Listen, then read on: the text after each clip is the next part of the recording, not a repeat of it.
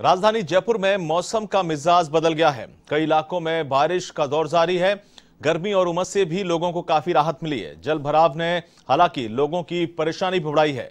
और इस खबर पर सीधे हमारे साथ हमारे संवाददाता ऋषभ पांडे जुड़ चुके हैं। ऋषभ, इस वक्त क्या स्थिति है? क्योंकि लोगों को बारिश का इंतजार था, लोग लगातार इंतजार कर रहे थे बारिश का कि कब बारिश आएगी, कब गर्मी और उमस से राहत मिलेगी।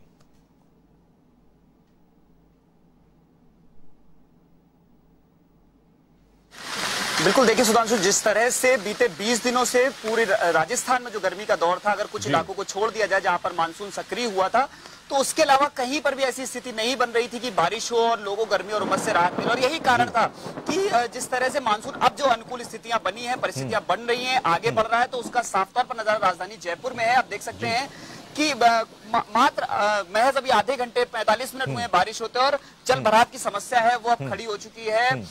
मेघ गर्जन हो रहा है और साफ तौर पर जिस तरह से गर्मी और उमस हो रही थी, क्योंकि अगर आज के ही तापमान की बात करी जाए तो प्रदेश के करीब आधा दर्जन से अधिक जिले ऐसे थे जहां पर 40 डिग्री या उससे अधिक तापमान दर्ज किया गया था और अधिकतर जिलों में जो तापमान था वो 35 डिग्री के पार है। तो कहीं ना कहीं जिस तरह से पूरे प्रदेश में मौसमी बदलाव हो रहे थे और गर्मी बढ़ रही थी, तो कहीं ना कहीं लोगों को खासा परेशानी का सामना करना पड़ रहा था। वहीं अगर बात मानसून की करी जाए तो ये 10 साल में दूसरी बार ऐसा हुआ है कि मानसून इतनी देरी से प्रवेश कर रहा है। हालांकि अब अगर बात करें तो अजमेर, जोधपुर सहित 3 जो संभाग हैं, इन सभी में अब जो मानसून है वो एक्टिव हो चुका है। वहीं जयपुर संभाग की बात करें तो अभी 24 से 48 घंटे का समय और लगेगा मानसून को पूरी तरह से प्रवेश करने में, लेकिन जो बारिशी गतिविधियां हैं वो अगले 24 घंटे तक राजधानी जयपुर और उसके आसपास के इलाकों में जारी रहेंगी। साथ ही साथ अभी बीकानेर संभाग के लोगों के लिए एक बुरी खबर है कि वहां पर अभी 2-3 दिन जो पारा है वो ऊपर जाएगा और गर्मी का साफ तौर पर माहौल बना रहेगा। लेकिन जिस तरह से राजधानी में मौसम ने मिजाज बदला है, तो कहीं ना कहीं लोगों को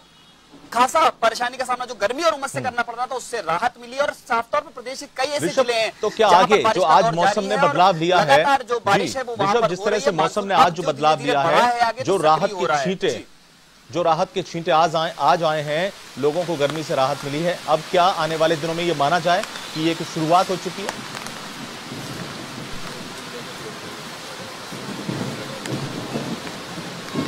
बिल्कुल सुधांशु, जिस तरह से बीते दिनों में अगर बात करी जाए तो 18 जून को राजस्थान में मानसून प्रवेश करता है और महज एक दिन के भीतर 19 जून को 25% हिस्से को अपने हिस्से में आगोश में ले लेता है। और लगातार जिस तरह से बारिशी गतिविधियां बढ़ी थी, तो ये माना जा रहा था कि एक सप्ताह पहले जो प्रदेश में आया है तो आने वाले दिनों में बढ़ेगा। लेकिन उसके बाद मानसून की जो परिस्थितियां बन रही थी वो अनुकूल नहीं रही, प्रतिकूल हुई। उसके बाद पश्चिमी विक्षोभ सक्रिय होता है, मानसून स्लो हो जाता है।